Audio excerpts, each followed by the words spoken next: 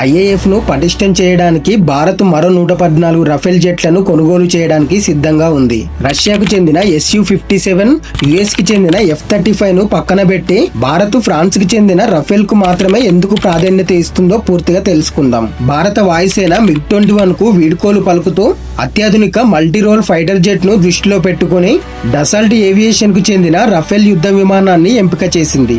ఇవి ఎయిర్ సుపీరియారిటీతో పాటు ground attack, nuclear delivery సామర్థ్యం వంటి విభిన్న మిషన్లు నిర్వహించగలవు. వీటన్నిటికి మించి స్పెక్ట్రా ఎలక్ట్రానిక్ వార్ఫేర్ సిస్టమ్ టెక్నాలజీతో శత్రు రాడార్లను తప్పించుకోవడంతో పాటు వాటిని ముందుగానే పసిగట్టే అత్యంత విశ్వసనీయతను కలిగి ఉన్నాయి. అంతేగాక డసాల్ట్ ఏవియేషన్ భారత వాతావరణ పరిస్థితులకు అనుగుణంగా ఎత్తైన లడఖ్ ప్రాంతాల్లో వాటి పర్ఫార్మెన్స్ ను చూపించేలా రూపొందించారు. 2016 లో భారత్ 36 రఫేల్ జెట్లకు ఆమోదం తెలుపగా రక్షణ రంగంలో ఫ్రాన్స్ తో బలమైన సంబంధాలు ఉన్న కారణంగా మరిన్ని ఫైటర్ జెట్లు IAF-ODలో చేరనున్నాయి. ప్రస్తుతం ఫ్రాన్స్ అధ్యక్షుడైన ఇమ్మాన్యుయల్ మ్యాక్రాన్ భారత్ పర్యటనలో ఉండడంతో ఈ ఒప్పందం కీలకంగా మారనుంది. ఈ వీడియోపై మీ అభిప్రాయాన్ని తెలియజేసి భారత్ నాలెడ్జ్ ని ఫాలో అవ్వండి.